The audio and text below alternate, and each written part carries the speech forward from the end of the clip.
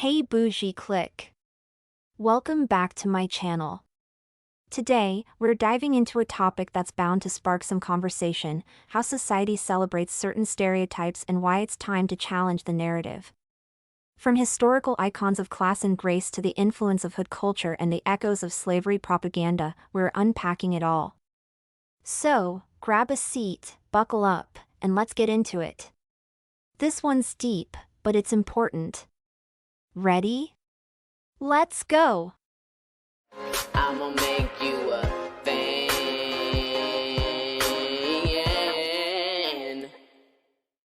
Unpacking promiscuity, exposing ghetto culture's misrepresentation of Black culture.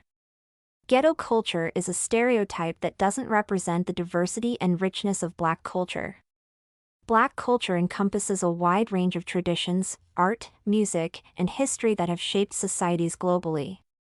Ghetto culture is often used to describe behaviors or aesthetics tied to systemic poverty and marginalization, which can unfairly stigmatize communities. Ghetto culture is often misunderstood as being synonymous with Black culture, but this conflation is both inaccurate and harmful. Ghetto culture emerged as a survival mechanism in the face of systemic oppression, poverty, and disenfranchisement. It is the story of how marginalized communities, including Black people, triumphed over adversity. From gangsters to organized crime syndicates like the Mafia, Triads, and Yakuza, every minority group has its own version of this narrative. These were not glamorous lifestyles, they were born out of necessity. Our ancestors did what they had to do to survive in a world that was stacked against them. However, the issue arises when we fail to evolve beyond these survival tactics. We are no longer in the same dire circumstances as our ancestors.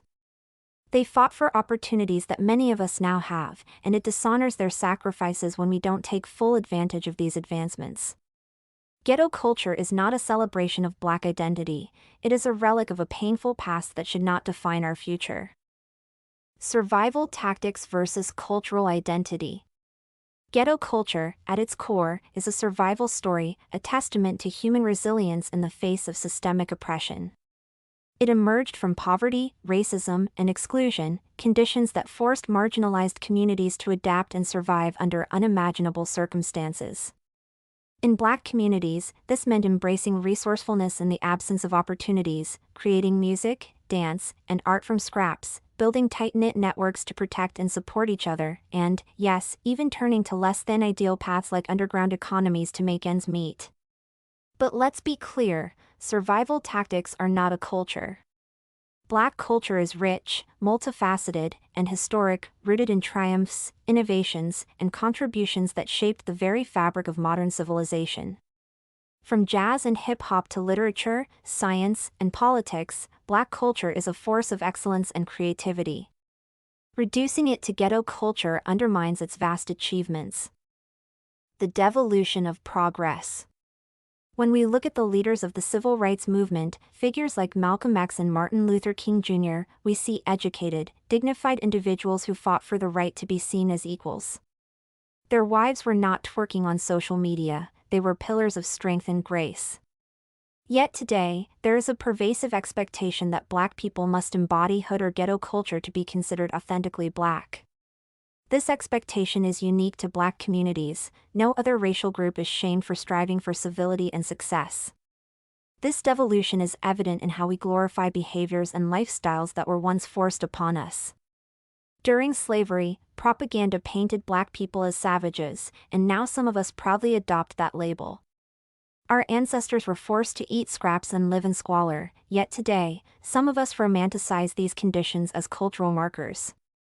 This is not evolution, it is regression. The erosion of traditional values. Marriage, once considered a cornerstone of stability and honor, has been devalued in certain circles.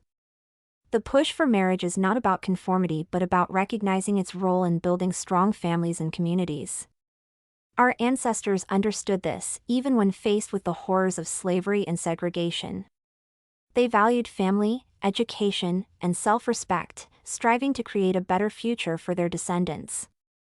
Today, the celebration of promiscuity and materialism undermines these values. The pursuit of purses and social media clout has replaced the pursuit of purpose and legacy. This shift is not progress but a regression to the very stereotypes that were used to oppress Black people. Why classy women are called pick-me's. In today's social climate, women who prioritize dignity, self-respect, and traditional values are often labeled as pick-me's. This term is used derogatorily to imply that these women are seeking male validation. However, this perspective overlooks the fact that many of these women are simply choosing to honor themselves and their ancestors. In a world that champions independence and self-expression, women who align with traditional roles are often seen as betraying the cause. The irony is that feminism is supposed to be about choice, yet, when a woman chooses to be classy, she's ridiculed. The pick-me label is less about the woman herself and more about society's discomfort with anything that challenges the current narrative. Historically, women who dressed provocatively often did so out of necessity, not choice. They were forced into roles that required them to sell their bodies for survival. Today, when a woman chooses to dress modestly or advocate for marriage and family, she is not seeking approval, she is reclaiming a sense of honor that was stripped from her ancestors. Classy women are not merely pick-me's, they are visionaries. They recognize the sacrifices made by their ancestors and choose to honor them by pursuing excellence. They understand that genuine empowerment comes from breaking free from both literal and metaphorical chains that once constrained us. The disdain for classy women stems from internalized narratives that glorify survival-based behaviors. A woman pushing marriage, modesty, and self-respect is seen as a pick-me because she challenges the norm set by ghetto culture. This norm glorifies hustling, hypersexualization, and short-term pleasures, all products of survival, not choice. But class is not a crime, it is a pathway to liberation. When women reject the survival-based behaviors of ghetto culture, they are reclaiming the opportunities that their ancestors fought for. These women advocate for marriage, family, and personal integrity, not because they seek validation from men, but because they believe in the power of those principles. The criticism comes from a place of misunderstanding, rooted in the notion that independence means rejecting tradition. Yet true empowerment lies in choice. A woman who dresses modestly or pursues marriage is not regressing, she is reclaiming her dignity. Today, when a Black woman chooses self-respect and honor, she is actively defying the lies that society told about her ancestors. The celebration of the bold and unapologetic. On the flip side, women who embrace a more ghetto or promiscuous persona are often celebrated for their boldness and authenticity. They are seen as breaking free from societal constraints, living life on their own terms. Everyday women used to value modesty, marriage, and chastity, embodying a sense of dignity that was admired across cultures. Today, however, society seems to have flipped the script. The image of a promiscuous gold digger, flaunting attire that leaves little to the imagination, is not only normalized but celebrated. This shift raises questions about the values we uphold and the narratives we perpetuate. The media plays a significant role in this phenomenon. Reality TV, social media influencers, and music often glorify a certain type of behavior, creating a standard that others feel pressured to emulate. The result? A society that values shock value over substance, and loudness over quiet confidence. From survival to celebration, the historical context. During slavery, Black women were dehumanized, objectified, and exploited for labor and sex. They were paraded in circuses, their bodies displayed as objects of ridicule and curiosity. This was not a choice but a cruel imposition by a system designed to strip them of dignity and agency. Propaganda painted Black people as hypersexual and morally inferior. These narratives were used to justify exploitation and dehumanization. Today, some of these stereotypes are embraced, albeit unconsciously, as a form of rebellion or self-expression. The irony is stark: what was once used to demean and control is now voluntarily adopted, often to the detriment of the community. This shift is not a sign of liberation but a troubling reflection of how deeply ingrained these narratives have become. The legacy of classy Black women. Throughout history, Black women have exemplified grace, resilience, and class, even in the face of unimaginable adversity. Figures like Harriet Tubman, who risked her life to lead others to freedom, and Ida B. Wells, who fought tirelessly for civil rights and justice, embody the strength and dignity of Black womanhood. These women were not defined by the stereotypes imposed upon them but by their unwavering commitment to their values and communities. Even in the realm of culture and entertainment, women like Lena Horne and Dorothy Dandridge broke barriers with their talent and elegance, challenging the narrow perceptions of Black womanhood. They were not twerking or conforming to the caricatures created by a racist society, they were redefining what it meant to be a Black woman with class and sophistication. They were not defined by the stereotypes imposed upon them but by their contributions to society and their unwavering strength. These women remind us of the rich legacy of class and dignity within Black culture, a legacy that deserves to be celebrated and upheld. Hood culture and the burden of authenticity.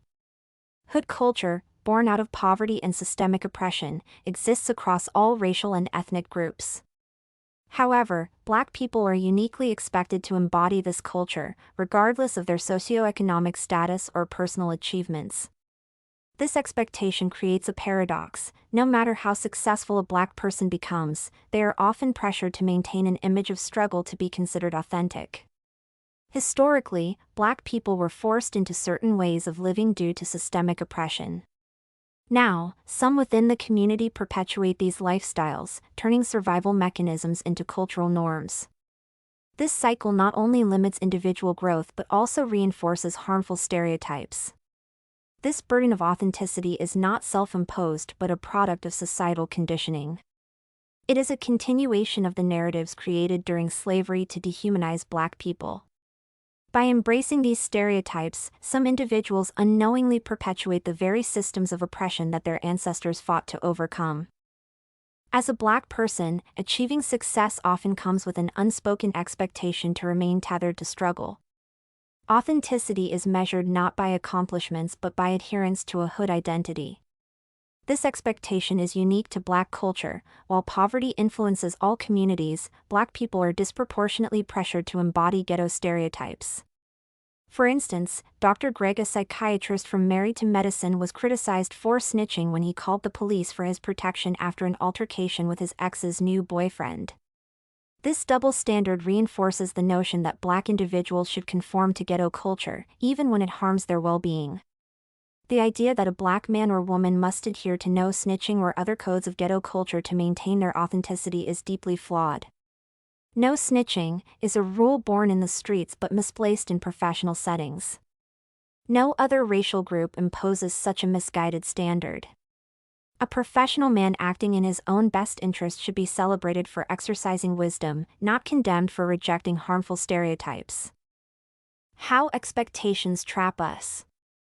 The expectation that Black people must conform to ghetto culture creates a harmful trap. It perpetuates stereotypes, limits opportunities, and discourages growth. It also erases the diversity within Black identities. Not every Black person comes from a Hood background, nor should they be required to embody that experience to prove their authenticity. Consider how other minority groups are treated. Asian, Latino, and white communities have pockets of poverty and Hood culture, yet their overall identities are not tethered to these struggles. A Japanese businessman is not expected to live like a member of the Yakuza, nor is an Italian chef judged against mafia tropes. Why, then, is there a persistent belief that Black success must still be linked to ghetto narratives? Moving forward, redefining authenticity. To move forward, we need to redefine what authenticity truly means. Authenticity is not about conforming to stereotypes or societal expectations, rather, it involves embracing one's genuine self with dignity and purpose. It's about honoring our ancestors' legacy by rejecting the narratives imposed on them and crafting new stories that highlight our strength, resilience, and potential. Our ancestors fought relentlessly to break free from the chains of oppression, both physical and symbolic. They endured immense struggles to ensure their descendants could thrive. To turn away from the opportunities they secured for us in favor of survival-based behaviors is not only regressive but also disrespectful. It is akin to discarding their sacrifices and opting to remain confined within the limitations society imposed on them. Now is the time for Black communities to fully embrace evolution. While survival tactics were essential during challenging times, they should not dictate our present or future. We have access to more opportunities, freedoms, and resources to build lives filled with dignity and success. Clinging to ghetto culture means rejecting evolution, which ultimately harms not only individuals but entire communities. Particularly, Black women possess the power to lead this transformation. By celebrating their individuality, intelligence, and grace, they can challenge the stereotypes that have long defined them. This endeavor is not merely a personal choice, it is a collective responsibility to honor the sacrifices of those who came before us and to pave the way for future generations. Our ancestors did not fight for us to remain stagnant. They envisioned a future where their descendants could rise above oppression, build legacies, and redefine the world's view of Black identity. Let us pay tribute to their legacy by striving for excellence, breaking stereotypes, and highlighting the richness of true Black culture. The celebration of ghetto promiscuity is not indicative of progress but rather a reflection of how deeply societal conditioning has influenced our perceptions. By reclaiming our narratives and embracing the values that have sustained us through generations, we can forge a future that genuinely celebrates the beauty and diversity of Black womanhood. Alright, folks, that's a wrap on this discussion. If this video resonated with you or got you thinking, don't forget to like, share, and subscribe. Drop your thoughts in the comments, let's keep this conversation going, because these are topics that matter.